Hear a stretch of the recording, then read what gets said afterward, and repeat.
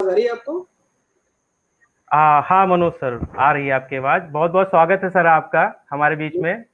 और नमस्ते। इलाहाबाद विश्वविद्यालय परिवार और आपके सभी जूनियर आपका बहुत बेसब्री से इंतजार कर रहे थे कब हमारे सीनियर आए और अपनी तमाम उन इलाहाबाद विश्वविद्यालय की यादों से हमें गुदगुदाएं, हमें अपने अनुभव प्रदान करें।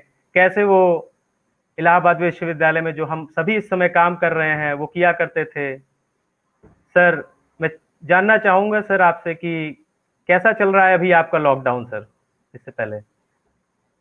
शैलजाकांत जी, पहले तो बधाई आपको और अनुपम जायसवाल को। आप दोनों ने ये इतना बढ़िया काम किया कि ये जो एयू बीट्स, जिसके एक झंडे के नीचे आप विश्वविद्यालय के जो पुराने छात्र हैं, नए छात्र हैं और जो विश्वविद्यालय की गतिविधियों से जुड़े रहना चाहते हैं, उन सबको आप ले आए। बहुत बड़ा काम है ये, इसके लिए आपको मुबारकबाद। और ये जितने जी भी सर। लोग इस वक्त इस पर जुड़े हुए हैं, इसमें ज्यादातर तो मुझसे छोटे ही होंगे, क्योंकि एक ऐसा टाइम जी था सर। जब मैं विश्वविद्यालय में था तो मैं सोचता था कि यार मैं भी एक बार, मेरा बीएससी पूरा हो जाए तो मैं भी थोड़ा सीनियर वाला रॉब झाड़ू किसी पे, क्योंकि मैं तो सबसे जूनियर हूं यहाँ। लेकिन खैर, आज सीनियर हूं और वो जिम्मेदारी है, सीनियर होना जिम्मेदारी है, क्योंकि आपको अपने जूनियर्स को इंस्पायर करना होता है। और यही एक रीजन है कि जब मुझे ये मेरे दोस्त हैं दीपक, जब दीपक ने मुझे ये ऑफर किया कि एयू बीट्स पे तुम्हें आना चाहिए, तो मुझे लगा अच्छा मौका है। और वैसे भी बड़ा अच्छा शेर था किसी का कि शहरों में तो बारूदों का मौसम है, शहरों में तो बारूदों का मौसम है, गांव चलिए अमरूदों का मौसम है। तो इलाहाबाद में तो इस क्या वक्त बात। अमरूद का मौसम आ चुका है, आने वाला है। ये लॉकडाउन का जो अरसा है, ये लॉकडाउन का अरसा मैंने वही कोशिश की कि इलाहाबाद यूनिवर्सिटी से सीखा क्या है हमने, मैंने, आपने, हम सब ने जी एक चीज सीखी है कि नेवर से डाई। दुनिया की कोई भी सिचुएशन, दुनिया की कोई भी मुश्किल इतनी बड़ी नहीं हो सकती कि वो आपके परिश्रम से और आपके जज्बे से बड़ी हो। ये वही लॉकडाउन है जी। जिसमें न्यूटन ने थ्योरी ऑफ ग्रेविटी ढूंढ निकाली थी। हम हमेशा सुनते रहते हैं कि न्यूटन के सर पे सेब गिरा और थ्योरी ऑफ ग्रेविटी उनको मिल गई, पर कब सेब गिरा? जब सेब गिरा था उसके बाद वो गार्डन से निकल के सीधे लॉकडाउन में आ गए थे, क्योंकि द ग्रेट प्लेग ब्रिटेन वाली, जिसमें के लंदन की तकरीबन एक चौथाई आबादी खत्म हो गई थी, कि उस प्लेग के दौरान की बात है। तो न्यूटन ने लॉकडाउन में कैलकुलस ढूंढ निकाला, इंटीग्रल ढूंढ निकाला, ऑप्टिक्स के लॉस ढूंढ निकाले। मैं साइंस का स्टूडेंट हूं इसलिए मुझे थोड़ा सा इस बारे में मालूमात है। ये सब न्यूटन ने ढूंढ निकाला। ये वही टाइम था जब शेक्सपियर ने बैठ के लॉकडाउन में मैकबेथ लिख डाली, एंटोनियो एंड क्लियोपेट्रा लिख डाला। इस तरह की चीजें, इस तरह की महान रचनाएं, ये वही लॉकडाउन है, ये वही प्लेग है, महामारी है, जिसके बाद सूर्यकांत त्रिपाठी निराला, जो हमारे इलाहाबाद की शान है, सूर्यकांत त्रिपाठी निराला ने प्लेग में, स्पेनिश फ्लू में अपनी बेटी को खो दिया और सरोज स्मृति जैसी रचना लिख डाली, जो आज शोक काव्य, जितना भी हिंदी का शोक काव्य है, आप कह लें कि दुनिया के शोक काव्य में बहुत ऊंचा मकाम रखती है। ये वही मुश्किल की घड़ी है। आपको मैं बता दूं कि गांधी जी को भी स्पेनिश फ्लू हुआ था, और गांधी जी का पोता और गांधी जी की बहू दोनों स्पेनिश फ्लू में गुजर गए थे। गांधी जी की खुद की तबीयत बहुत खराब थी। लेकिन ये सब जब लोग लड़के जीते तो ऐसा जीते कि गांधी जी ने बाकायदा आजाद हिंदुस्तान नाम की कविता, मैं कहता हूँ ये जो हिंदुस्तान हमारे सामने है ये अपने आप में कविता है मुकम्मल, ये गांधी जी ने लिखी। तो ये चीजें जो हैं, ये मुश्किलें आती रहती हैं, और ह्यूमन हिस्ट्री में हर 100 साल पे इस तरह का एक सेटबैक आता है। हम इससे बाकायदा लड़के जीतेंगे, क्योंकि हारना, झुकना, टूट जाना, ये सब खासतौर से इलाहाबादियों के खून में तो होता नहीं। यूपी 70 वाले हैं ना हम, जो नंबर प्लेट होती है, जी तो सर। ऐसे देख के दूर से जान जाते हैं कि भैया 33 नंबर है, यूपी 33 रायबरेली वाला है, 44 से सुल्तानपुरिया जा रहा है। और जब 70 लिखा होता है तो मतलब इलाहाबाद वाला है। इससे मत टकराना, क्योंकि ये हमें जीतने नहीं देगा, इसको खुद जीतने की बड़ी आदत है। तो उस यूपी जी 70 की नेम प्लेट वालों के साथ एक चीज जुड़ी हुई है कि हम विनर्स हैं, हम ट्रायम्फेंट्स हैं, हम लड़ते हैं, हम जीतते हैं, आगे भी लड़ेंगे, जीतेंगे। जी सर, उम्मीद यही है कि हम लड़कर फिर से आएंगे अपने नॉर्मल दिनों के साथ में। सर, यूनिवर्सिटी के लड़के बहुत बेसब्र हैं जानने के लिए कि आपकी यूनिवर्सिटी की कोई उन दिनों की याद जो अभी तक आपके जहन में तरोताज़ा है, या फिर यूनिवर्सिटी से जुड़े वो तमाम किस्से, वो कहानियाँ जानना चाहते हैं कि कैसे आपने एडमिशन लिया, कैसे आपने क्या किया सर?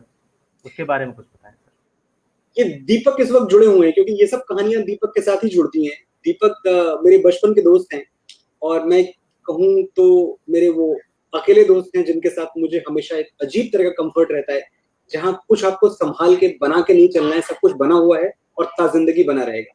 तो दीपक और मैंने साथ में एडमिशन लिया था। दीपक मैथ स्ट्रीम से थे, इनका मैथ पीसीएम बोलते थे ना उसको, शायद फिजिक्स केमिस्ट्री मैथ दीपक का था, और मेरा सब्जेक्ट था, मुझे चाहिए था, मतलब जूलॉजी बॉटनी और केमिस्ट्री मुझे चाहिए थी, मैं बायो वाला था। पर इत्तेफाक देखिए थोड़ा सा ना नंबर का चक्कर हो गया, 6-7 नंबर आगे पीछे, और मुझे केमिस्ट्री मिली नहीं। तो मुझे केमिस्ट्री की जगह जो तीसरा सब्जेक्ट मिला जूलॉजी और बॉटनी के साथ, वो था डिफेंस। अब हम साइंस के स्टूडेंट, हमने अपनी लाइफ में कभी हिस्ट्री नहीं पढ़ी। अब डिफेंस में जब हम जाते क्लास लेने, और हमारे प्रोफेसर साहब शर्मा जी हमें वो सैंड का एक पिट हुआ करता था जिसमें रेत भरी होती थी, और इसमें यहाँ वहां 50 तरह के ब्लॉक्स रख देते, कहते बताओ ये हल्दी घाटी का युद्ध है, अब इसमें अकबर का घोड़ा कौन सी पोजीशन पे है। अब मेरे तो होश उड़ जाते कि मैंने तो अकबर का ही नाम बड़ी मुश्किल से सुना है, अब उसमें घोड़ा उनका मैं कहां से ढूंढूं कि कहाँ है और कौन सी पोजीशन पे है। तो ये वाली मुश्किलों से गुजरा मैं। डिफेंस को किसी तरह 2 साल निभाया। खैर बाकी तो बड़ी, मैं मेमोरीज की बात करूं तो मुझे एक चीज जो सबसे पहले याद आती है त्रिपाठी जी, वो याद आती है लक्ष्मी चौराहे पे संजू की चाय की दुकान। चाय की दुकान थी लक्ष्मी, जो थिएटर है, थिएटर के जस्ट बगल में लेफ्ट हैंड साइड में, और उसके आगे उसने एक बड़ा सा बोर्ड लगा रखा था, कृपया किचाहिन ना करें। कृपया किचाहिन ना करें, डू नॉट डिस्टर्ब, तो बड़ा बाद में कॉन्सेप्ट आया ना डीएनडी वगैरह, आज जाके लोग बात करते हैं डीएनडी। संजू की दुकान पे डीएनडी का कॉन्सेप्ट तब से था, कृपया किचाहिन ना करें। तो ये वाला बोर्ड लगा हुआ था, और ₹1.25 की चाय हुआ करती थी, ₹1.25 की एक चाय। और मुझे जो शुरुआती यादें हैं, ये इलाहाबाद यूनिवर्सिटी की एक परंपरा रही है, जो आपको इस वाकये से पता चलेगी। नया नया मैं गया था, फर्स्ट ईयर में मैंने एडमिशन लिया, और पीसी बनर्जी पे आऊंगा मैं, खैर किसी भी हॉस्टल जहां मैं रहा करता था। तो एक दिन जीएन झा में मेरे एक सीनियर थे, एक क्या थे 3-4 सीनियर्स थे जिनके साथ थोड़े बहुत ताल्लुकात थे, तो उनके साथ मैं भी चाय पीने चला गया। घर से आया था, जेब भरी हुई थी, पैसे वैसे थे थोड़े 300-400 रुपए। तो खड़े हुए वहां संजू को चाय का और बन मक्खन का ऑर्डर किया। संजू ने चाय बन मक्खन सबको खिला दिया, और मुझसे गलती हो गई, मैंने जेब से 50 रुपए निकाल के संजू को दे दिया। ये देखना था कि जो मेरे सीनियर थे, वो धर्मराज जी नाम था उनका, धर्मराज तिवारी, तो मेरी तरफ पलटे अचानक, कह रहे बदतमीजी करोगे तुम, बदतमीजी करोगे। अच्छा मेरी तो सिट्टी पिट्टी गुम, मुझे पता नहीं कि मैंने क्या गलती कर दी, इसमें कौन सी बदतमीजी कर दी। मैं चुप, एक चुप हजार चुप, क्या हो गया, नहीं बदतमीजी करोगे तुम। मैंने कहा सर क्या हुआ बताएं। सीनियर आया तुम्हारे साथ, तो पैसा तुम दोगे, तुम्हारे पैसे पे सीनियर चाय पिएगा। मैंने कहा बड़ी गलती हो गई, आज से लेसन सीख लिया कि इलाहाबाद विश्वविद्यालय में जब किसी सीनियर के साथ जाओ तो चुपचाप कोने में खड़े होके बच्चे की तरह छोटे बन के चाय पियो, खाओ, जो कुछ करना है करो, पर कभी जेब से पैसा मत निकालना। और मैं समझता हूँ कि ये जो प्रोटेक्शन था, ये जो बड़े होने का प्रोटेक्शन था, वो आज तक उस विश्वविद्यालय के सीनियर्स अपने छोटों को दे रहे हैं। और ऐसा नहीं है कि इन सीनियर्स की कोई पॉकेट्स भरी हुई थी, ये सब छोटे छोटे घरों से आए हुए थे। इलाहाबाद विश्वविद्यालय धूप की तरह आईएएस और नेता पैदा करती है। इसके बावजूद ये भी सच है कि जो लोग आते हैं इस विश्वविद्यालय पे, वो बड़े मॉडेस्ट बैकग्राउंड के, मेरी तरह मामूली, कोई प्राइमरी स्कूल मास्टर का बेटा है, कोई किसान के बच्चे हैं, ऐसे लोग आते हैं। तो इनके पास पैसे बहुत नहीं हुआ करते थे, लेकिन मजाल है कि किसी सीनियर के रहते किसी जूनियर की जेब से ₹5 निकलते हैं। ये परंपरा है, और ये अनुशासन में कहूंगा इसे, ये अनुशासन है हमारे विश्वविद्यालय। तो संजू की दुकान याद आती है। जी सर। कुछ हॉस्टल्स याद आते हैं जिसमें हमारे बहुत सारे दोस्त हुआ करते थे। केपीयूसी था, तो केपीयूसी हम अक्सर शाम को रोज में निकल जाया करते थे। केपीयूसी में 13 नंबर कमरा था मेरे एक दोस्त का, सुदर्शन सिंह का, वहां अक्सर लंबी लंबी शामें गुजरती थी। जीएन झा था, ताराचंद था। कुछ दिन मैं ममफोर्डगंज में भी रहा हूँ। ममफोर्डगंज में एक कन्हैया लॉज हुआ करता था, कन्हैया लॉज और पटेल लॉज, अभी भी होगा शायद। तो काफी दिन वहां गुजरा मेरा, कन्हैया और पटेल लॉज में। मुझे रैगिंग का एक किस्सा याद आता है शुरू शुरू में, मतलब मेरी तो रैगिंग पता नहीं क्यों नहीं हुई, क्योंकि मैं सीनियर के साथ बहुत रहा करता था, तो कभी किसी ने मुझे पकड़ के कोने में लिया नहीं। ये तब की बात है जब रैगिंग बंद नहीं हुई थी, और रैगिंग इतनी तरह बुरी तरह से फ्लैट नहीं हुई थी, क्योंकि बाद में तो हमने समहाउ रैगिंग को बड़ा बदसूरत बना दिया। पर मैं ये जानता हूँ कि इलाहाबाद विश्वविद्यालय में रैगिंग बड़ी हेल्दी हुआ करती थी, बड़ी मजेदार हुआ करती थी। वहां कभी किसी को हमने परेशान नहीं किया है, कभी किसी को सताया नहीं है। छेड़छाड़ वाली, मौज मस्ती वाली रैगिंग जम के हुआ करती। तो मुझे याद है कि शुरू शुरू में मैं भी जूनियर ही था, लेकिन सीनियर के साथ गया था, तो किसी ने मेरी रैगिंग ली नहीं। सत्र शुरू हुआ था, लड़कियां आ रही थी, साइंस फैकल्टी की बात है, गर्ल्स आती हैं, एक सीनियर हमारे बुलाते हैं, इधर आओ। चलो, क्या पढ़ती हो? सर मैं बायो में हूँ। अच्छा, बायो में हो, अच्छा तो बायो में हो, लेकिन फिर तभी जनरल नॉलेज तो अच्छा होगा। हाँ सर, जनरल नॉलेज है ठीक ठाक है सर। चलो ये बताओ, पटना कहाँ है? सर पटना बिहार में। क्यों भाई, बिहार में क्यों पटोगी, यहाँ क्यों नहीं पटोगी? क्यों, पटना कहाँ है? बिहार में। क्यों भाई, बिहार में क्यों पटोगी? ओह, और वो लड़की भी हंसने लगी पागलों जैसा। तो इस तरह के मुझे इतने रैगिंग के वाकयात याद है, कैसे मौज मस्ती किया करते थे, दिन निकल जाया करते थे। मतलब सुबह लक्ष्मी चौराहे की चाय, दोपहर में नेतराम की पूरियां। अगर नेतराम की पूरी जिस दिन नहीं खाई है, कचौरी नहीं खाई है, उस दिन तो मतलब जीवन सार्थक ही नहीं होगा। शाम को सिविल लाइंस की तफरी, और सिविल लाइंस में उन दिनों शामियाना हुआ करता, पता नहीं अभी भी है कि नहीं, बहुत जमाने हो गए मुझे गए हुए। शामियाना नाम का एक रेस्टोरेंट हुआ करता था, जहाँ दीपक भी अक्सर जी। तो शामियाना पे बैठ के नूडल्स और चाउमीन बहुत नई चीज थी, कि बहुत कम लोगों को मतलब ये नसीब होता था कि वो नूडल और चाउमीन खाएं। तो हम सब भी, मैं, दीपक, मेरा दोस्त था विकी, सुदर्शन, हम सब लोग जिसके पास 2-2, 3-3, 5-5 रुपए होते, सब मिला के इकट्ठा करते और कहते चलो एक काम करते हैं, इसमें 2 प्लेट चाउमीन आ जाएगी और 5 लोग इसमें खा लेंगे।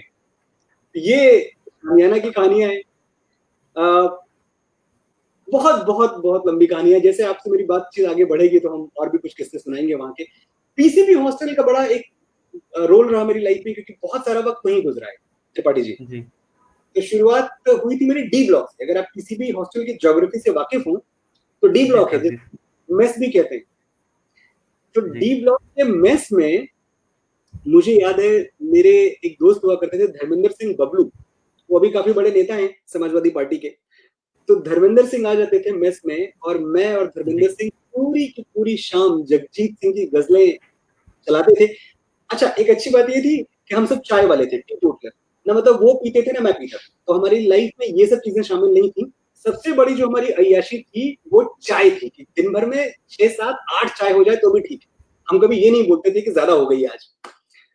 तो मुझे आज भी याद है कि रात शाम को वो आते और हम, एक रिकॉर्डर रखा हुआ था कमरे में, और पूरी पूरी शाम धूप में निकलो, घटाओं में नहा कर देखो, जिंदगी क्या है किताबों को हटाकर देखो, फासला नजरों का धोखा भी तो हो सकता है, चांद चमके तो जरा हाथ बढ़ाकर देखो, बात निकलेगी तो फिर दूर तलक जाएगी, वो कागज की कश्ती, वो बारिश का पानी। ये सब हमारी शामें गुजारने का जरिया हुआ करते थे। और मैं सच कहूं तो शायद वहीं से एक शुरुआत हुई उस चीज की, उस जर्म की, जिसने मनोज शुक्ला को आगे चल के मनोज मुंतशिर बनाया। पीसीबी हॉस्टल में जब डी ब्लॉक से हमारा रिश्ता खत्म हुआ, क्योंकि डी ब्लॉक तो बड़ा एडजस्टमेंट वाला मामला था, तो मेरे बड़े भाई हुआ करते थे, मेरे दोस्त कह लें, बड़े भाई कह लें, मेरे ही टाउन के, गौरीगंज के, शशिकांत तिवारी जी। तो शशिकांत तिवारी और उनके पार्टनर थे, वो भी मेरे बड़े भैया ही थे, प्रवीण सिंह। तो प्रवीण सिंह जी और शशिकांत तिवारी जी ने मिलके इतना ख्याल किया कि भाई ये अपना छोटा भाई है और अपने गौरीगंज का ही है, तो इसके रहने का इंतजाम ढंग से कर दो।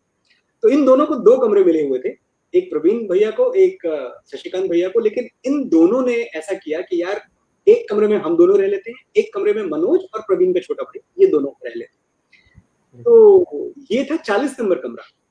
अब मुझे नहीं पता 40 नंबर में इस वक्त कौन रहता है, लेकिन पीसीबी के 40 नंबर जब आप एंटर करें गेट से पीसी बनर्जी के, तो दाहिने हाथ पे पड़ता है, सामने लॉन है एकदम, वो लॉन जहाँ सर्दियों में हम धूप सेकते थे पूरा पूरा दिन बैठ के। और थोड़ा सा अगर और आप लेफ्ट लेंगे तो कॉमन हॉल होता था, जहाँ क्या क्या हमने क्रिकेट मैचेस देखे हैं। उसी कॉमन हॉल में पहली बार डॉन देखी थी, दूरदर्शन पे डॉन आई थी, कुर्सियां टूट गई थी पूरे कॉमन हॉल की। मतलब एक कॉमन हॉल जिसकी कैपेसिटी मुश्किल से 60-70 लोगों की रही होगी, पता नहीं कैसे, लेकिन उस कॉमन हॉल में डॉन देखने के लिए अमिताभ बच्चन साहब की एक दिन एक वक्त में कम से कम 700-800 लोग भरे हुए थे। कैसे भरे थे मुझसे पूछिएगा मत, क्योंकि ये हो तो नहीं सकता प्रैक्टिकली।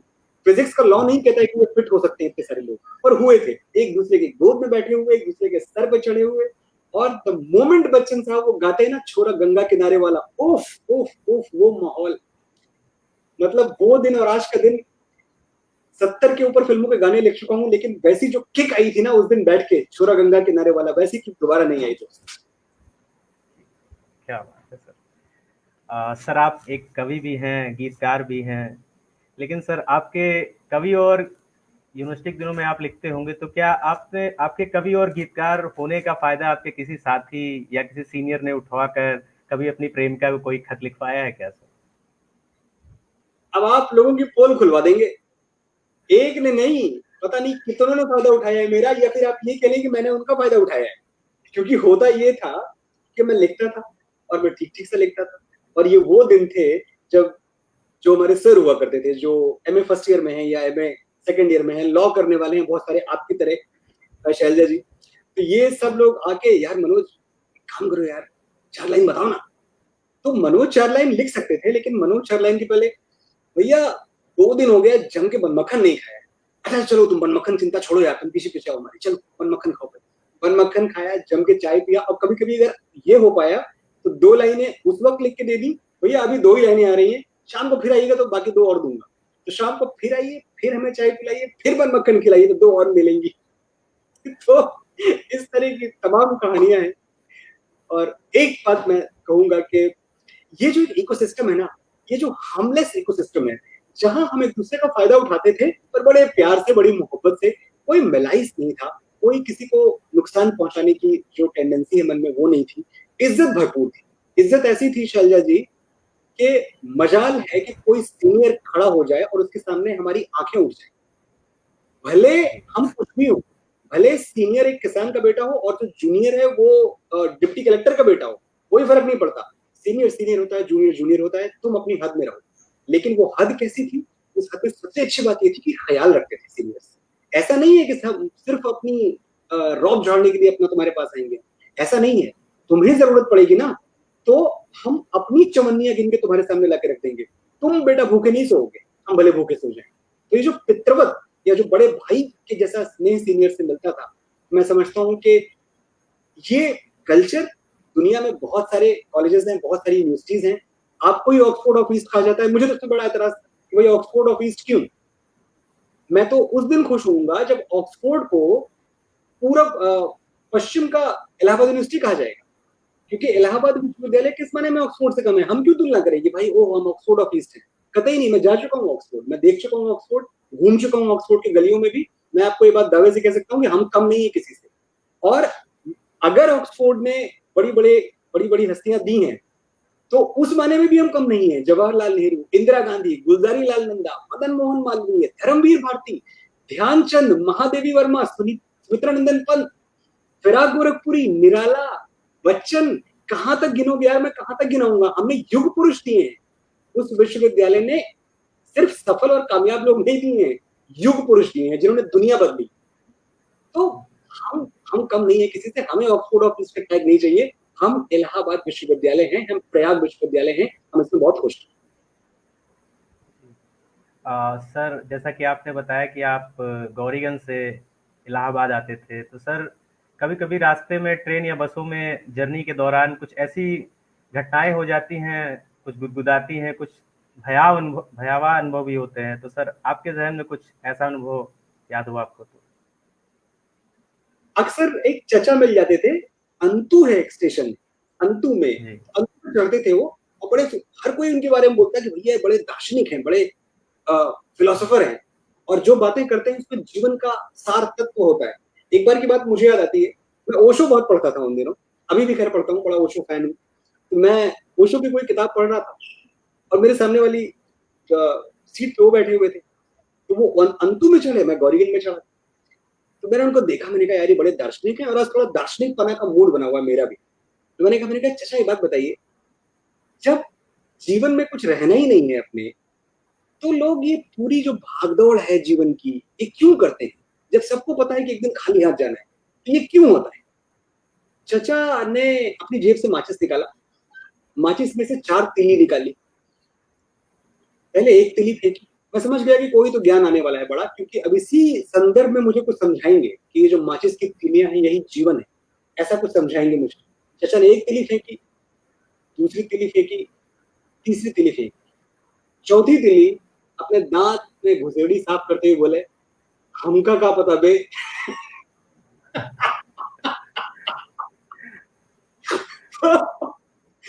तो इस तरह की भी वाकयात हुए कि मुझे तो लगा कि आज मैं इनसे जीवन का दर्शन और ज्ञान समझ के जाऊंगा। इन्होंने 3 तिलियां फेंक दी, चौथी से दांत खोदते हुए कह रहे हमका का पता बे।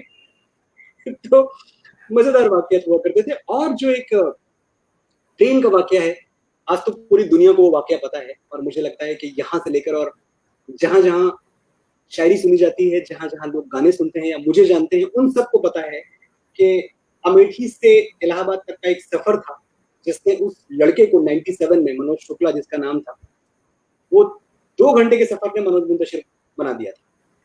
तो ये बात है। ऐसे ही एक दिन उसी पीआरएल ट्रेन पे जो गौरीगंज से इलाहाबाद पहुंचने में 5 घंटे लिया करती थी, वो प्रतापगढ़ स्टेशन पे आके खराब हो गई और हमसे कहा गया कि तकरीबन 2 घंटे का वक्त है, आप लोग थोड़ा घूम टहल लो। अब 2 घंटे आदमी कैसे किल करे? तो कोई समोसा खाने निकल पड़ा, कोई कचौड़ी खाने, कोई यहाँ कोई वहां। मैं हमेशा एक बात कहता हूँ कि बिल्ली दूध की तरफ भागती है और मनोज मुंतशिर किताबों की तरफ। तो मैं, ये प्लेटफॉर्म नंबर 3 की बात है शायद, तो मैं वो ब्रिज क्रॉस करके प्लेटफॉर्म नंबर 1 पे गया, जहाँ एएच व्हीलर की दुकान हुआ करती थी किताबों की। तो उस दुकान पे मैं खड़ा हो गया, मेरे सामने एक किताब रखी हुई थी, प्रकाश पंडित की एडिट की हुई साहिर का दीवान था वो, उसका नाम था तलखियां। तो मैंने वो उठाया और पहला पन्ना पलटा। पहले पन्ने पे लिखा हुआ था कि दुनिया ने तजुर्बातों हवादिस की शक्ल में, यानी तजुर्बों और हादसों की शक्ल में दुनिया ने जो कुछ मुझे दिया है लौटा रहा हूँ। बड़ी टच कर गई बात अंदर तक। यार शायरी तो यही है कि जो कुछ आपने दुनिया से लिया है वो आप दुनिया को लौटा दें। पिछला पन्ना पलटा, लास्ट कवर पेज जिसको बोलते हैं, बैक पेज। बैक पेज पे लिखा हुआ था उसका प्राइस 18 रुपए। अभी 18 रुपए देके हम घबरा गए कि फिर तो हमें बहुत दिन सीनियर्स के भरोसे रहना पड़ेगा, क्योंकि 18 रुपए अगर यहाँ खर्च कर दिए तो संजू की दुकान का चाय और बन मक्खन तो गया 4-5 दिन का, कैसे करेंगे? बड़ी देर जद्दोजहद चलती रही साहिर में और मेरी भूख में, और फाइनली साहिर साहब जीत गए। 18 रुपए हमने दिए, किताब उठाई, और वो किताब पढ़ते पढ़ते प्रतापगढ़ से इलाहाबाद जब तक मैं पहुंचा और प्रयाग स्टेशन पे उतरते थे, प्रयाग स्टेशन पे जब गाड़ी लगी हमारी पीआरएल, तब तक मैं तय कर चुका था कि जो साहिर लुधियानवी ने किया है यही मुझे भी करना है। मुझे यहाँ से अपना यूनिवर्सिटी का पूरा जो सत्र है, ग्रेजुएट होना मेरे पापा का सपना था कि बेटा ग्रेजुएट हो जाए। ग्रेजुएट होने के बाद मैं प्रयाग की इस धरती को प्रणाम करके मैं अगली ट्रेन पकड़ूंगा जो मुझे सीधे मुंबई ले जाएगी, और वहां मुझे जाके गाने लिखने हैं, मुझे फिल्मों के लिए काम। सर आप प्रेम कविताएं बहुत अच्छी लगते हैं, जैसे तेरी गलियां, कौन तुझे यूं प्यार करेगा। इसके पीछे सर क्या कहानी है? क्या कोई अधूरी प्रेम कहानी है जिससे आप इतना इंस्पायर हुए, या क्या कुछ ऐसा है सर? अधूरी ही है। देखिए, मैं एक बात हमेशा कहता हूं कि अच्छा लिखने के लिए जरूरी है प्यार हो जाना, और बहुत अच्छा लिखने के लिए जरूरी है उस प्यार का खो जाना। जब तक आपका प्यार खोता नहीं है, जब तक आपके दिल में एक अजीब तरह का झंझावात नहीं उठता, तब तक आप क्या लिखेंगे? आप खामोश रहेंगे। केदारनाथ सिंह की वो कविता थी जो मैं कई बार कोट कर चुका हूं कि उसने कहा, मैं जा रही हूं, जाओ, मैंने उत्तर दिया, ये जानते हुए भी कि जाना हिंदी की सबसे खौफनाक क्रिया है। तो मनोज मुंतशिर और मनोज मुंतशिर जैसे हजारों को इसी जाने ने, किसी के चले जाने ने, किसी के अलविदा कहने ने, किसी के गुड बाय कहने ने शायर बना दिया। मेरा एक शेर था कि सवाल एक छोटा सा था जिसके पीछे ये पूरी जिंदगी बर्बाद कर ली। सवाल एक छोटा सा था जिसके पीछे ये पूरी जिंदगी बर्बाद कर ली। भुलाऊं किस तरह वो दोनों आंखें, किताबों की तरह जो याद कर ली। तो 2 आंखें थी जिनको भुलाने की कोशिश में हम लिखने लगे, और इतना लिखा कि एक दिन शुक्ला से मुंतशिर हो गए। सर आप इलाहाबाद बहुत कम आते हैं सर, तो कुछ ऐसा जो इलाहाबाद के बारे में आप बहुत ज़्यादा मिस करते हैं? इलाहाबाद के बारे में मैं ऑनेस्टली बताऊं तो सबसे ज्यादा अगर मैं कोई चीज मिस करता हूँ, और ये फैक्ट है, तो मैं बन मक्खन और चाय मिस, क्योंकि दुनिया में कहीं भी वैसा बन मक्खन और वैसी चाय नहीं मिलती। और मैं, मुंबई में ईरानी बेकरीज होती, अब ईरानी बेकरीज के बारे में अक्सर मुझे कई लोगों ने बताया, जब मैं लोगों से पूछता कि यार बन मक्खन और चाय कहाँ मिले बढ़िया वाली, तो मुझे लोग बताते कि यार ईरानी बेकरीज में मिलता है बन मस्क, मस्का बोलते हैं बन मस्क। मैंने सारी ईरानी बेकरीज ट्राई कर ली, इलाहाबाद के सौंधेपन के कोई आसपास भी नहीं पहुंच पाया। तो वो चीज मैं मिस करता हूँ। और मैं आपको बताऊं, ऐसा नहीं कि मैं इलाहाबाद नहीं आता, बस ये है कि मैं इलाहाबाद शोर शराबे से नहीं आता। मैं गौरीगंज में होता हूँ और गौरीगंज से कई बार मैंने ऐसा किया है कि ड्राइव के लिए मैं इलाहाबाद आया हूँ सिर्फ बन मक्खन चाय खा के और चाय पी के, और मैं वहां से निकल गया। तो कभी किसी को पता नहीं चला कि मैं आया हूँ, या कोई ऐसा उसका शोर शराबा नहीं हुआ। पर एक प्राइवेट विजिट मैं इलाहाबाद की कई बार कर चुका हूँ और अभी भी करता हूँ। सर, और आपका एक गाना है जी, तेरी मिट्टी। सर, इसमें इसके एक एक शब्द में सर जादू है, जो सर हमारे रोंगटे खड़े कर देता है, हमारे हमारे अंदर देशभक्ति की जज्बात जगा देता है। सर, इस गाने को लिखने की प्रेरणा आपको कहाँ से मिली, इसका ख्याल कैसे आया सर आपको? यार मुझे याद है अपने विश्वविद्यालय के दिनों में भी मैं देशभक्ति के गाने लोगों को बहुत सुनाया करता था। मेरी आवाज तो कभी खैर अच्छी थी नहीं, ना मैं गा सकता था, लेकिन अक्सर ऐसा होता था कि जब मैं बैठता और 4 6 10 लोगों का एक जमावड़ा होता, तो मैं कर चले हम फिदा जरूर गाया करता। बड़ी फटी बेसुरी सी आवाज। अगर आप आज पलट के देखें तो कर चले हम फिदा ही तेरी मिट्टी का जनक है, कहीं ना कहीं इंस्पिरेशन से। कुछ आपको मिलता जुलता नहीं लगेगा, लेकिन जो ख्याल, जो थॉट्स कर चले हम फिदा जानतन साथियों कैफी आजमी साहब का लिखा हुआ, उस गीत में जो थॉट्स थे, वही थॉट्स आपको रिफ्लेक्ट होते हुए दिखाई देते हैं तेरी मिट्टी में। तेरी मिट्टी में खास बात ये थी कि मैं हमेशा से ये बात मानता आया कि ये जो हम नॉर्थ वाले हैं ना, ऐसा तो खैर पूरा भारत ही वीर भूमि है, ऐसा नहीं कि कोई नॉर्थ में ये बात बड़ी स्पेशल है, हर जगह शहीदों के किस्से हैं, लेकिन कुछ ऐसा है कि ये पूरे नॉर्थ में शहादत को बहुत सेलिब्रेट करते हैं। हम उन लोगों में से नहीं है जिनके यहाँ जब ताबूत आते हैं सिपाहियों के और वो हमारे ही बेटे हमारे ही भाई होते हैं, तो हम मातम नहीं मनाते। एक गाल पे हमारे आंसू गिरा हुआ होता है और होठों पे एक फेंट सी मुस्कुराहट भी होती है कि तुम देश के लिए कुर्बान हो। ये जो रिवाज है, ये जो परंपरा है, ये इलाहाबाद, वो जो पूरा नॉर्थ का ईस्टर्न उत्तर प्रदेश का जितना इलाका है ना, वहां मैंने हजारों बार देखा। मैंने कहा था कि भले कच्ची उम्र में जिंदगी की शाम आ जाए, भले कच्ची उम्र में जिंदगी की शाम आ जाए, ये मुमकिन ही नहीं कि खून पे इल्जाम आ जाए। हमारे गांव में बहनें अपने राखी न बांधेंगी, पलट के जंग से भाई अगर नाकाम आ जाए। तो हमारी बहनें ऐसी होती हैं कि भाई जिंदा आ गया और हार के आ गया तो उससे मुंह फेर लेती हैं कि तुम हार के कैसे आ गए। तो जहां ऐसी वीर प्रसूता धरती है हमारी, जहां शहादत इस तरह सेलिब्रेट होती है, तो मैं कल ये सोच रहा था जब एक गीत दिख रहा था, जब मुझे करण जौहर जो इस फिल्म के मेकर थे, अनुराग सिंह जो फिल्म के डायरेक्टर थे, अजीम दयानी जो इसके म्यूजिक प्रोड्यूसर थे, जब ये लोग फिल्म का लास्ट सीक्वेंस मुझे दिखा रहे थे कि देखिए ऐसा कुछ है, तो मेरे ख्याल में एक बात तुरंत आई कि यार ये जो लोग जो शहीद हुए पड़े हैं, 21 जो हमारे जाबाज सिख जो शहीद हुए हैं इस वक्त, इनकी लाशें पड़ी हुई हैं चारों तरफ, इनके शव बिखरे हुए हैं, जब ये अपने सीने पे गोलियां खा रहे होंगे तो सोच क्या रहे होंगे, इनके दिमाग में चल क्या रहा होगा। जो एक लास्ट फाइनल थॉट होता है, वो फाइनल थॉट क्या, वो फाइनल थॉट सोचने का जो रिएक्शन है, वही तेरी मिट्टी गाना है। मुझे लगा कि जब ये ब्लीड कर रहे होंगे डेथ पे, अब इनको भी पता है कि गोली लग चुकी है, 10 मिनट में प्राण निकल जाएंगे, तो वो आखिर के 10 मिनट जिनके दिमाग में चल रहा होगा वो ये होगा कि ऐ मेरी जमीन अफसोस नहीं जो तेरे लिए 100 दर्द, ऐ मेरी जमीन अफसोस नहीं जो तेरे लिए 100 दर्द सहे, महफूज रहे तेरी आन सदा चाहे जान मेरी ये रहे न रहे। ऐ मेरी जमीन महबूब मेरी, मेरी नस नस में तेरा इश्क बहे, फीका न पड़े कभी रंग तेरा जिस्मों से निकल के खून कहे। और आरजू क्या थी इनकी, तेरी मिट्टी में मिल जावा, गुल बन के मैं खिल जावा, इतनी सी है दिल की आरजू, तेरी नदियों में बह जावा, तेरे खेतों में लहरावा, इतनी सी है दिल की आरजू। और इन लोगों को उस वक्त अपने फाइनल मोमेंट्स में वो गांव भी याद आ रहा होगा जहां ये कभी पैदा हुए थे, जहां से आते हुए ये वादा करके आए थे कि जा रहा हूँ ड्यूटी पे, पोस्टिंग पे जा रहा हूँ, लेकिन लौट के आऊंगा मैं। वो गांव उनको याद आ रहा होगा, इस सरसों से भरे खलिहान मेरे जहां झूम के भंगड़ा पा न सका, सरसों से भरे खलिहान मेरे जहां झूम के भंगड़ा पा न सका, आबाद रहे वो गांव मेरा जहां लौट के वापस जा न सका। ओ वतना वे, मेरे वतना वे, तेरा मेरा प्यार निराला था, कुर्बान हुआ तेरी असमत पे मैं कितना नसीबों वाला था। और इन्हें वो बीवी, वो गर्लफ्रेंड भी याद आ रही होगी जिसको उन्होंने गले से लगा के कहा था कि आते हुए तेरे लिए चूड़ियां लेके आऊंगा या तेरे लिए पश्मीने की शॉल लेके आऊंगा।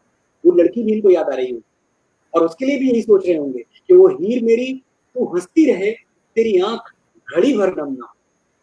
वो हीर मेरी तू हंसती रहे, तेरी आंख घड़ी भर नम ना हो। मैं मरता था जिस मुखड़े पर, कभी उसका उजाला कम ना हो। वो माई मेरी क्या फिक्र तुझे, क्यों आंख से दरिया बहता है। तू कहती थी तेरा चांद हूं मैं और चांद हमेशा रहता है। तेरी मिट्टी में मिल जाऊं, गुल बन के मैं खिल जाऊं, इतनी सी है दिल की आरज़ू। तेरी नदियों में बह जाऊं, तेरे खेतों में लहराऊं, इतनी सी है दिल की आरज़ू। क्या सर, आप मनोज शुक्ला से बॉलीवुड जाकर मनोज मुंतशिर हो गए, तो आप उस मनोज शुक्ला को मनोज मुंतशिर से कितना उसमें अंतर पाते हैं? है ही नहीं, कोई अंतर नहीं। जिस दिन शुक्ला नहीं रहा उस दिन मुंतशिर भी नहीं रहेगा। ये जितना कुछ भी आप देख रहे हैं, जितना मुंतशिर नाम बड़ा हो गया, लेकिन नाम बड़ा होने से ऐसा नहीं कि इंसान अलग हो गया। मैं तो एग्जैक्टली वही हूँ जो कि उन इलाहाबाद की गलियों में हुआ करता था, जो कि लक्ष्मी चौराहे पे हुआ करता था, जो ममफोर्डगंज में और कर्नलगंज में हवाखोरी करते हुए हुआ करता था, और जो अपना लेडीज हॉस्टल है, लेडीज हॉस्टल के आगे मैं एक चीज को बड़ा एंजॉय किया करता था। मैं अक्सर जाके वहाँ वो जो तिकोना सा स्ट्रक्चर है, आप जाए वहां देखें, वहां एक शॉप है जहाँ इमरती बड़ी अच्छी मिलती है, एकदम नुक्कड़ पे ही है उसी। और वहां मैं देखता हमेशा जाके नुक्कड़ पे खड़े होके इमरतियां खाते हुए कि कैसे फटाफट एक्सीडेंट्स हो रहे हैं। किसी का स्कूटर यहाँ उड़ा, किसी की बाइक वहां उड़ी। क्यों हो रहा है ऐसा? क्योंकि शाम के वक्त लड़कियां मिलने, मतलब अपने फैमिली वालों से, जो लोग आके चिट भेजते थे ऊपर कि भाई सीमा को नीचे भेज दीजिए, तो सीमा नीचे मिलने आती थी। अब सीमा की खूबसूरती देख के या जो उस तरह की लड़कियां थी वहां, ये सब लड़कों का टाइम उसी वक्त होता कि भाई इमरती खाने उसी टाइम पे निकलेगा। और फिर आप देखिए किसी की बाइक गिर रही है, किसी की साइकिल गिर रही है, किसी का स्कूटर गिर रहा है। ऐसे मजेदार मोमेंट्स हुआ करते थे। ये था मनोज मुंतशिर और मनोज शुक्ला के बीच का फर्क, जो एक्चुअली कोई है ही नहीं है, कहीं कोई दूरी नहीं है, सब वही है। जी सर। मुझे याद है एक सर मेरे आपका बलिया पे जी, एक बलिया के सीनियर हुआ करते थे। वो जब आए एक दिन, पगलाए हुए मेरे कमरे में आए 40 नंबर पीसी में। अरे भैया मनोज, घोर कलयुग आएगा भैया, घोर कलयुग आएगा। मैंने कहा घोर कलयुग हुआ क्या, बात क्या हो? अरे भैया ये कौन देश है, ये कौन शहर है, यहाँ तो लड़की फटफटिया चलाती है, फटफटी। तो उन्होंने लड़की को स्कूटर चलाते हुए देख लिया, पागल हो गए। सीधे बलिया से आए थे, तो उनका दिमाग खराब हो गया कि यार ये कैसे हो सकता है कि यहाँ लड़कियां फटफटिया चलाती। तो जी भोले वाले लोग हैं, मैं क्या बताऊं, बहुत इनोसेंस है, बड़ी मासूमियत है यार। और यही मासूम लोग हैं जो आज ये दुनिया चला रहे हैं, ये देश चला रहे हैं। आज आप देखें इलाहाबाद के लोग, मैं जाता हूँ इंडिया और इंडिया से बाहर भी, तो बड़ी बड़ी कुर्सियों पे, मतलब कोई डीआईजी है, कोई आईजी है, तो अक्सर जब बात निकलती है तो मेरे पास लोग आके मुझसे कहते हैं कि सर हम भी इलाहाबाद से ही हैं, हमने भी वहीं से पढ़ाई की। बड़ा प्राउड होता है, बड़ा फख्र होता सर, आपने आपका एक नया गाना आया है सर यूट्यूब पर, तुम हमें क्या दोगे, जो आपने मजदूरों के लिए लिखा है देश के। सर उस गाने के विषय में कुछ बताएं। है। मुझे बड़ी तकलीफ हुई जब मैंने इस बीच माइग्रेशन देखा मजदूरों का, और तकलीफ से ज्यादा मुझे ये फीलिंग आई कि मेरा बड़ा नुकसान हो गया। और नुकसान क्यों हो गया? क्योंकि ये जो हमारी लाइफलाइंस हैं, ये जिनके दम से ये दुनिया गुलजार है, वो लोग हमें छोड़ के चले गए, हम उनको रोक नहीं पाए। तो ये फायदा किसी का नहीं है, पर नुकसान उस अभिजात्य वर्ग का है जो इन पर डिपेंड करता था। और मुझे तकलीफ तब होती है जब मैं इन लोगों को देखता हूं कि कोई, ये जो तमाम तरह के दानी और दानवीर बने बैठे हुए हैं, पार्ले जी का बिस्किट देके और फोटो खिंचा के ट्वीट करते हैं कि देखिए हमने तो मजदूरों की मदद की। मुझे बड़ी तकलीफ होती है कि तुम मदद कर रहे हो ये, और मदद के नाम पे जो तमाशा, जो ढोंग, जो आडंबर तुमने किया है, ये मदद उनके स्वाभिमान को ठेस पहुंचा रही है। वो कमजोर नहीं है, वो मजलूम नहीं है, वो रौंदे हुए कुचले हुए पददलित नहीं है। वो उतने ही शायाने शान है, वो उतने ही आलीशान है जितना तुम हो। उनका जो स्वाभिमान का लेवल है तुमसे कम नहीं किसी माने में, और तुम उन्हें क्या दो? देने वाले का जो स्टेटस है हमेशा लेने वाले से तो ऊपर होना चाहिए ना। तुम तो मजदूरों से बड़े हो भी नहीं, कहीं से तुम बड़े नहीं हो उनसे।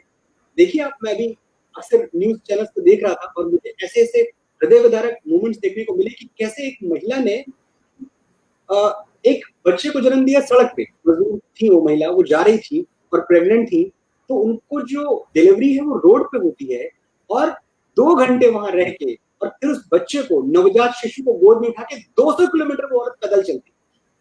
कौन है ऐसा? आप में है इतनी हिम्मत, मुझ में है इतनी हिम्मत, हमारे घर की बहू बेटियों में है ये हिम्मत? स्टील के बने हुए लोग हैं, तो इनको तुम कुछ नहीं दे सकते हो। इनको देने का विचार, इनका खुदा बनने का ख्याल दिमाग से निकाल दो, ये हमें देते हैं। उस थॉट से इंस्पायर होती थी ये कविता के मजदूर हैं हम और मानते हैं कि तुमसे थोड़ा अलग है। तुम्हारे जिस्म लहू और हड्डियों से बने हैं, हमारे सीमेंट और गिट्टियों से। तुम माँ की कोख से जन्म लेते हो, हम कारखाने की भट्टियों से। हम खदानों का कोयला है, तुम तिजोरी का सोना। तुम्हें पूरी दुनिया चाहिए, हमें सिर्फ एक कोना। बहुत मुश्किल है तुम्हारा और हमारा एक साथ। ये बराबरी का दौर है, यहाँ किसी को छोटा कहते अच्छा नहीं लगता, पर तुम्हें कहें भी तो क्या कहें। तुम बेचारे महंगे मर्तबानों के मारे अपनी प्यास के लिए मिट्टी के प्याले नहीं कमा पाए, जिंदगी भर दौड़ते रहे और हमारी तरह पैरों के छाले नहीं कमा पाए। स्क्वायर फीट्स के बाशिंदों, कभी जमीन बिछा के सोए हो क्या? ब्रेग्जिट पे आंसू बहाने वालों, कभी भरत मिलाप देख के रोए हो क्या? तुम्हारे जख्म मरहमों के मोहताज हैं और हमें चोट लग जाए तो धूप के फरिश्ते आके अपनी उंगलियों का सेंक देते हैं। तुम्हारे पास दुखों के वो हीरे कहां जो हमारे बच्चे खेल के फेंक देते हैं। तुम जुगनुओं के जागीरदार, हम तड़कता हुआ आफताब हैं। तुम नक्शों पे खिंची तंग दिल हकीकत, हम नई दुनिया का दरिया दिल ख्वाब हैं। तुम सिर्फ जिंदाबाद हो, हम इनकलाब हैं। यानी तुम बहुत मामूली हो, हम बहुत नायाब हैं। इसलिए आज हम अपनी गलती कबूल करते हैं। हमने मांगने से पहले देने वाले का कद नहीं देखा, हमने मांगने से पहले देने वाले का बौनापन नहीं देखा। हमारी मेहनतों का कद तुम्हारी इमारतों से बड़ा है, तुम हमें क्या दोगे? तुम्हारी एक एक ईंट पर हमारे पसीने का उधार चढ़ा है, तुम हमें क्या दोगे? 21वीं सदी में महाशक्ति बनने का तुम्हारा सपना हमारे पैरों पर खड़ा है, तुम हमें क्या दोगे? हम देते हैं तुम्हें ये वचन, आज तुम्हें छोड़ के जा रहे हैं और वापस लौट के आएंगे। तुम्हारी ये कायनात जो उजड़ गई है, इसे फिर बसाएंगे। जिंदगी का मलबा देखकर आंसू मत बहाओ, हम ईश्वर के हाथ हैं, तुम्हारे लिए एक नई दुनिया बनाएंगे। सर मैं कुछ दर्शक हैं सर, उनके सवाल आपसे पूछना चाहूँगा सर। एक राहुल पांडे जी हैं, ये पूछ रहे हैं सर, छात्र संघ चुनाव में पूरी सब्जी के चक्कर में आपने कभी नारा लगाया है छात्र संघ का? यार पूरी सब्जी के चक्कर में नारा नहीं लगाया। हाँ, एक चीज हमने की है, ये दीपक भी जानता है। दीपक ये पता नहीं मानेगा कि नहीं मानेगा, वो तो बड़ा इज्जतदार आदमी है, तो झूठ बोल देगा आप लोगों से, पर मैं झूठ नहीं बोलूंगा। हमने शादियों में घुस के खाना खूब खाया है, क्योंकि जब शादियां होती थी कभी कटरा में, मंफोटगंज में या कर्नलगंज के आसपास, इवन अल्लाहपुर तक, पता चले कि आज भाई अल्लाहपुर में बारात आई है, तो अल्लाहपुर में बारात आई है तो ठीक है, एक एक कोट सबने से ला रखा था, एक एक कोट पहनते पूरा, मैं, दीपक, हम सब, गिरीश पांडे हमारा दोस्त हुआ करता था, हम सब कोट पहन के चले जाते। और ये पक्का था कि अगर लड़के वाले पूछेंगे तो हम लड़की वालों की तरफ से, लड़की वाले पूछेंगे तो हम लड़के वालों की तरफ से। 2 बार खदेड़े भी गए थे, जम के खदेड़े गए, लेकिन हाँ रिकॉर्ड अच्छा था अपना। अगर हम कम से कम 10 जगह हमने अटैक किया है तो 8 बार हमें खाना जम के मिला है, बढ़िया खाना मिला है। तो चुनाव में हमने ये नहीं किया है, लेकिन एक चीज है कि छात्र संघ के इलेक्शंस में लाठियां खाई, और लाठियां इसलिए खाई हैं क्योंकि कॉज के लिए हम लड़े थे हमेशा। तो ये हमेशा होता कि भाई यहाँ से थोड़ा दबंगई हो गई, उधर से दबंगई हो गई, तो वो लाठियां, पुलिस की लाठियां खाने से हम कभी नहीं घबराए हैं। और हम उस वक्त की लिखी हुई एक नज्म, इन दिनों अक्सर लोग जब भी जेएनयू में भी जो चीजें हुई तो वहां पढ़ी गई है नज्म, जेएनयू में भी। ये इलाहाबाद विश्वविद्यालय के दिनों में लिखा था मैंने कि तुमसे पहले भी कई लोगों ने कोशिश की है, तुमसे पहले भी कई लोग ये बाजी हारे। ये विश्वविद्यालय में लाठियां खाने के दौरान लिखी गई नज्म। तुमसे पहले भी कई लोगों ने कोशिश की है, तुमसे पहले भी कई लोग ये बाजी हारे। मारने से कभी आवाजें नहीं मरती हैं और दबाने से कभी दबते नहीं है नारे। तुम कि ताकत में बहुत ज्यादा हो, फिर भी तादाद में तुम हमसे ज्यादा तो नहीं। तुम कि ताकत में बहुत ज्यादा हो, फिर भी तादाद में तुम हमसे ज्यादा तो नहीं। वहशतें रूह को जख्मी तो नहीं कर सकती, लाठियां पसलियां तोड़ेंगी इरादा तो नहीं। मोमबत्ती के जुलूसों का जमाना गुजरा, सर हथेली पे जलाए हैं सभी ने अपने, गोलियां अपनी जरा गौर से गिन लेना तुम, हमने गिन रखे हैं फौलाद से सीने अपने। हम तो मजदूरों के बेटे हैं, किसानों के चिराग, हमको भी दुख है कि घर वालों की आशा तोड़ी। माँ बाप ने यही तो कह के भेजा था, जाओ बेटा अफसर बन के आ। हम तो मजदूरों के बेटे हैं, किसानों के चिराग, हमको भी दुख है कि घर वालों की आशा तोड़ी, तुमने छोड़ा ही नहीं दूसरा रास्ता, वरना हम तो पढ़ने को यहाँ आए थे, लड़ने थोड़ी। घर से निकले थे तो माँ बाप ने ये बोला था, तुमसे उम्मीद है कुछ बन के दिखाना बेटा, आज दो कपड़ों में जिस गांव से जाते हो तुम, बन के अफसर तुम उसी गांव में आना बेटा। खैर होना तो यही था जो कभी हो न सका, हम वो न थे जो सबक जुल्म का हंस के पढ़ते, कौन सी अफसरी और कौन सा वापस जाना, माफ कर देना कि हम मर गए लड़ते लड़ते। मारने वालों मगर तुम जरा बच के रहना, आग बन जाएंगी जिस्मों की खराशें एक दिन, हम तो मरने पे आमादा थे सो मर ही गए, तुमको तकलीफ बहुत देंगी ये लाशें एक दिन। मरने से कभी आवाजें नहीं मरती हैं और दबाने से कभी दबते नहीं है नारे, तुमसे पहले भी कई लोगों ने कोशिश की है, तुमसे पहले भी कई लोगों की फांसी। वाह, क्या बात। सर बजरंग नाथ तिवारी जी का एक सवाल है कि सर छात्र संघ चुनाव और वहां चलने वाले सर बमों के बारे में कुछ बताएं।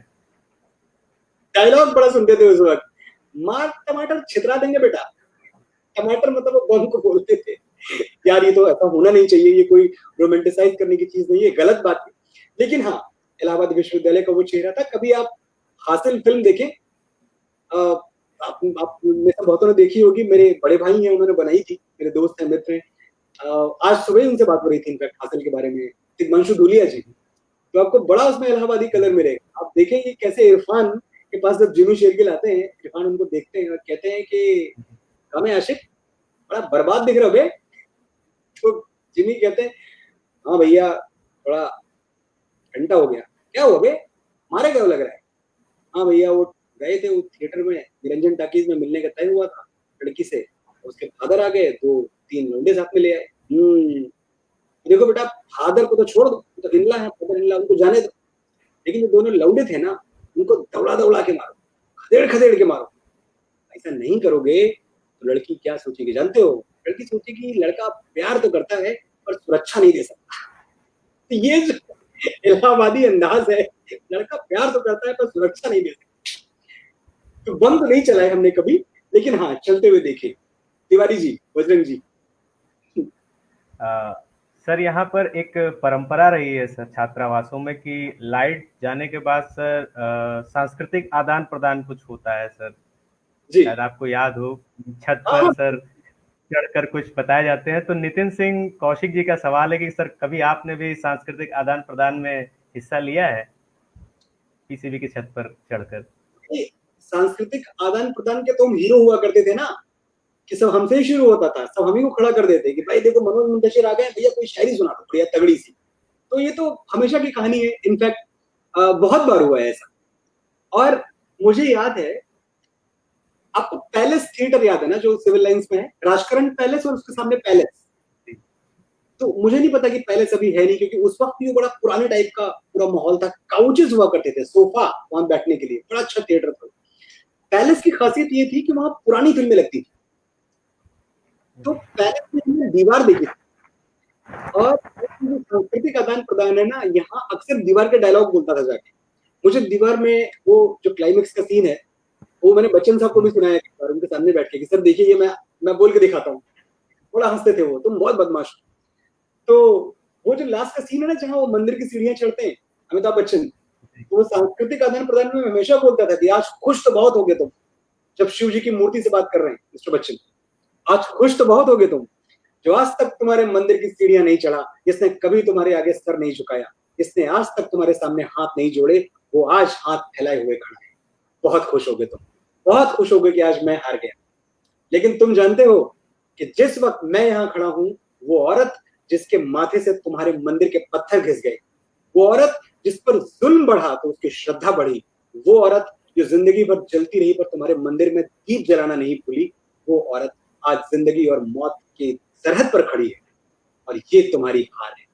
खुश तो बहुत हो गई, ये मैं बोला करता था।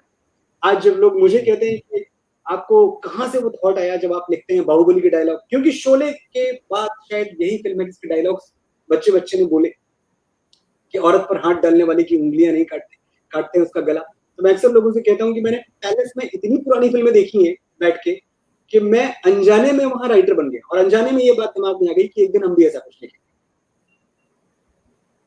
जी सर। सर श्रेयांश त्रिपाठी जी का एक सवाल है कि सर अगर यूनिवर्सिटी में एक दिन आपको फिर से रहने का मौका मिले तो आप क्या चाहेंगे उसमें?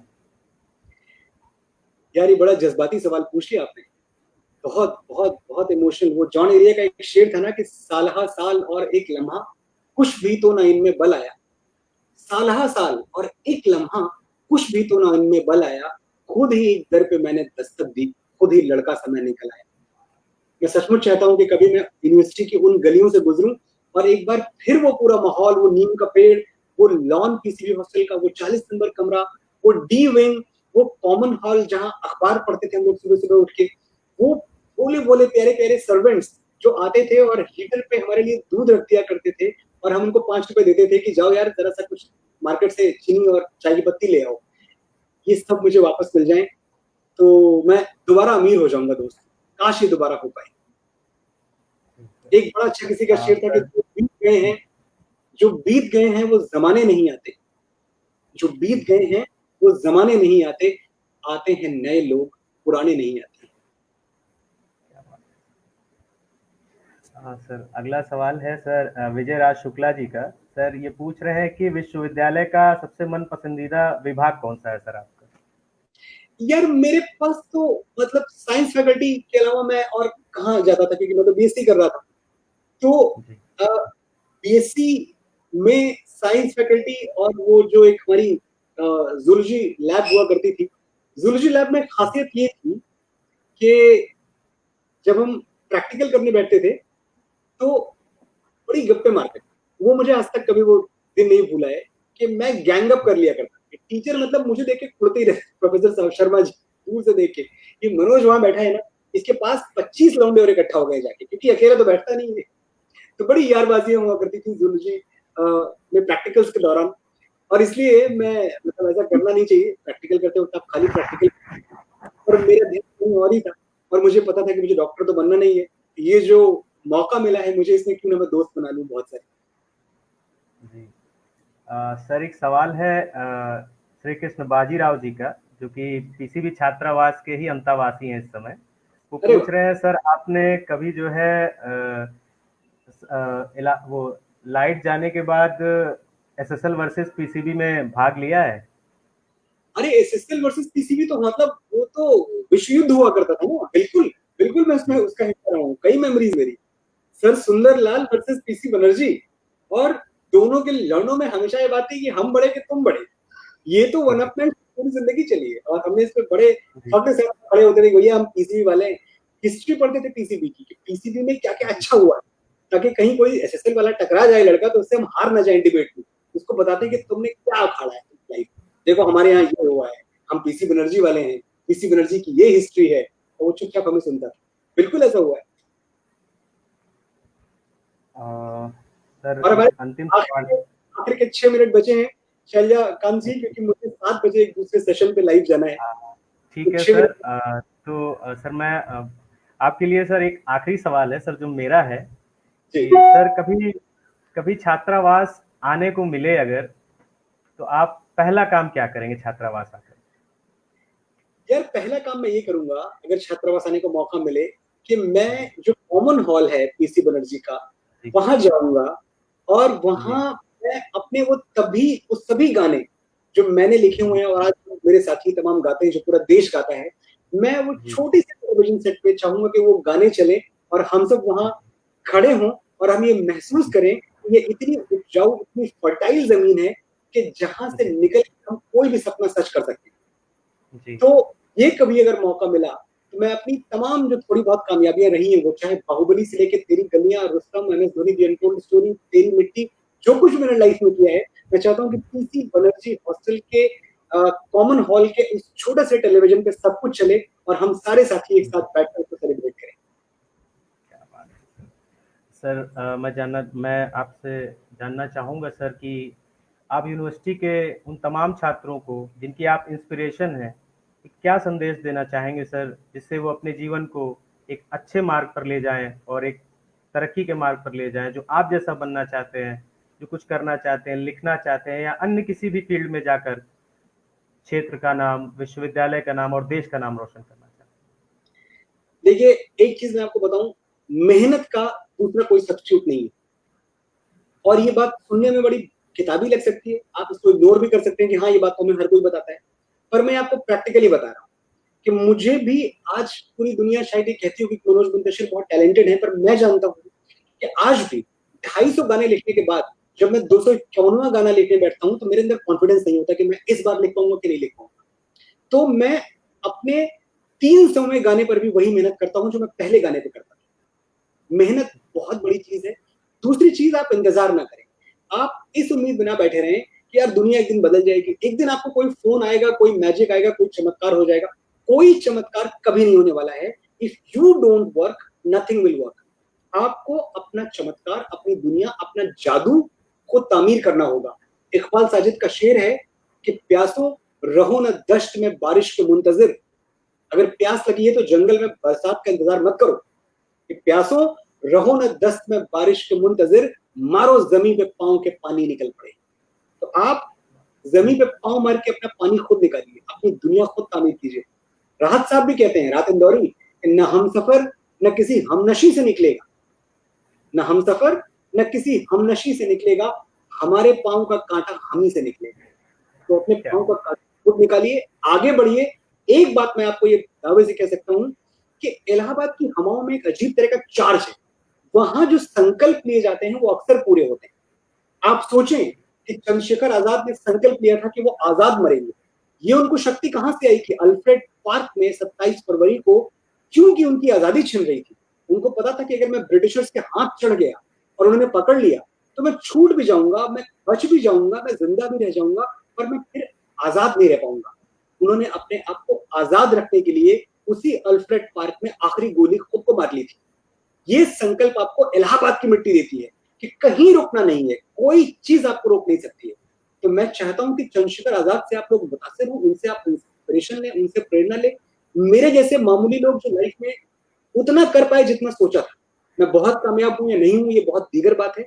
पर हाँ, मैं ये जानता हूँ कि मैंने उसी लक्ष्मी चौराहे पे बैठ के तय किया था कि एक दिन मैं फ़िल्मों के गाने लिखूँगा। मैं आज लिख रहा हूँ और हिंदुस्तान की सबसे बड़ी फ़िल्मों के गाने कर रहा हूँ। तो इतना तय है कि इलाहाबाद आपके अंदर एक अनडाइंग स्पिरिट भर देता है, कूट-कूट के भर देता है। इलाहाबादी कभी नहीं हारता। तो इस संकल्प के साथ, इस उम्मीद के साथ कि आप एक ऐसे शहर में सांस ले रहे हैं जिस शहर का कैरेक्टर है जीतना, तो आप भी जीतेंगे और हमेशा जीतते रहेंगे। सर बहुत वक्त हो चला है, इस 1 घंटे वक्त में पता भी नहीं चला कि सर कैसे ये लम्हा गुजर गया। और सर मैं स्क्रीन शेयर करना चाहूँगा अब इस पेज के फाउंडर, एयू बीट के फाउंडर अनुपम जायसवाल के साथ में, जी, ताकि वो बिल्कुल। आएँ और अपने बारे में और आपके इस प्रोग्राम के बारे में कुछ कह सकें। अनुपम बिल्कुल। जी। आइए।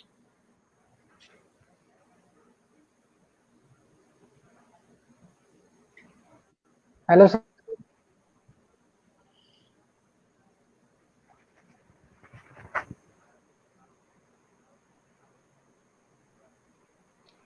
सुन पा रहे सर मुझे? हाँ, बिल्कुल आवाज़ आ रही है अनुपम जी। हेलो सर, नमस्कार। मेरा नाम अनुपम जायसवाल।